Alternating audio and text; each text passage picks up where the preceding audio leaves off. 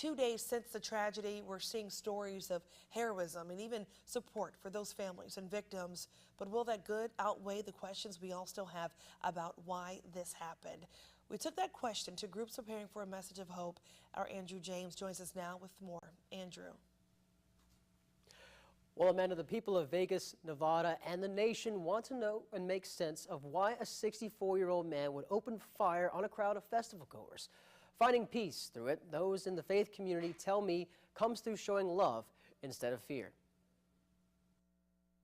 There's no logical reason why a human being would do this. Making sense of a senseless attack like Las Vegas is not easy. Finding a message of hope afterwards, that is Pastor Mike Ashcraft's job. Against all odds, you got to hold on to something, right? You got to hold on to something that's actually going to bring you what you're looking for. And that to me is really one of the great messages that the gospel brings to us. Ashcraft and his fellow pastors will talk to more than 5,000 Port City Community Church members by the end of the week, providing a message of light in the darkness. We get to be a part of bringing redemption and hope, and I believe healing through the way that we treat each other, the way we move into each other's lives and into situations like this. Sharing this advice for those feeling hurt by the constant images seen on TV.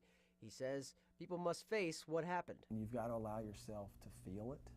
You got to allow yourself to grieve over it. You got to, you got to wrestle with it hard, because otherwise you just kind of keep at distance and pretend we live in this, in Wilmington it's all safe here. And the reality is, anything can happen anywhere. But to come out of it seeing the good, the donor lines, the memorials, and the stories of those lives saved. The way people tend to come together and mobilize to help each other, I think, is really the story that's worth telling, and where we can take a great deal of peace and comfort and hope to really move forward.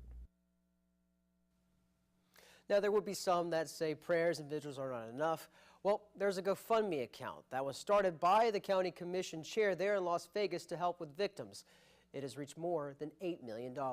Amanda?